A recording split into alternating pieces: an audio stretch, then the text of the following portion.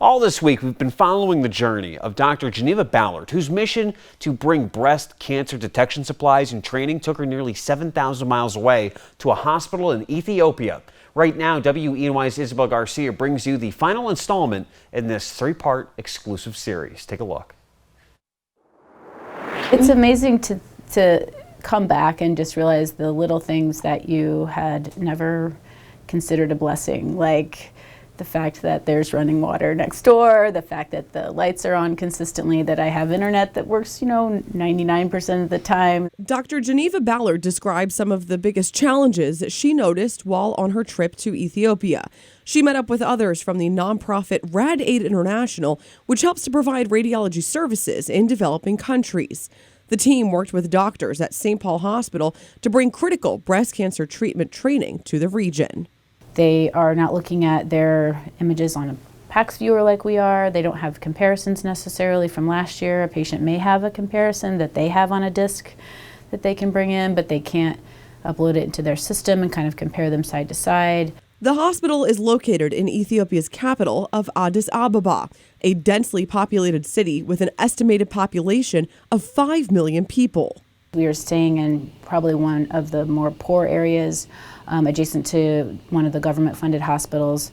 So really a lot of poverty immediately adjacent to the facility. Probably one of the more sort of striking images I have of the hospital is immediately adjacent to the hospital. There's a casket stand and a guy selling caskets, because the likelihood that you are coming to the hospital and going to eventually need a casket is extremely high. Breast cancer is among the leading cause of cancer-related deaths in women in Ethiopia due to it being discovered in much later stages.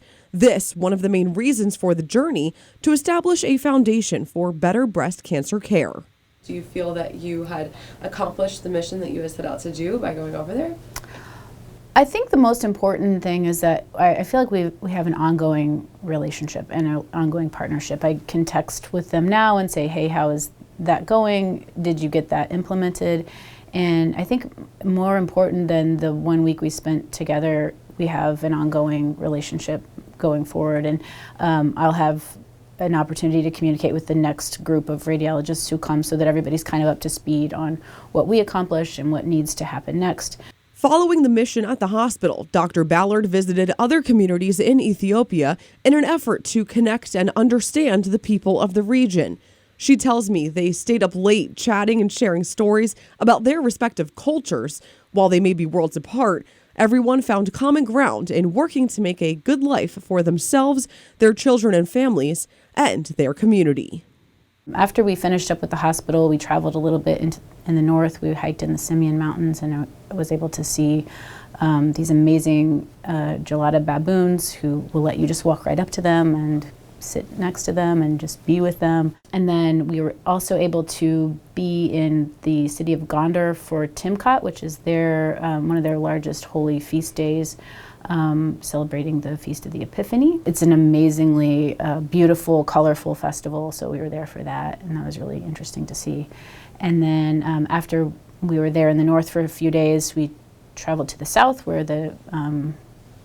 it's much more tribal, so the areas are fairly very primitive in their development. We stayed with 3 different tribes: the Mercy tribe, the Hammer tribe, and the Karo tribe. And so we had some really amazing pictures from the time we spent with the tribal people in the Omo Valley.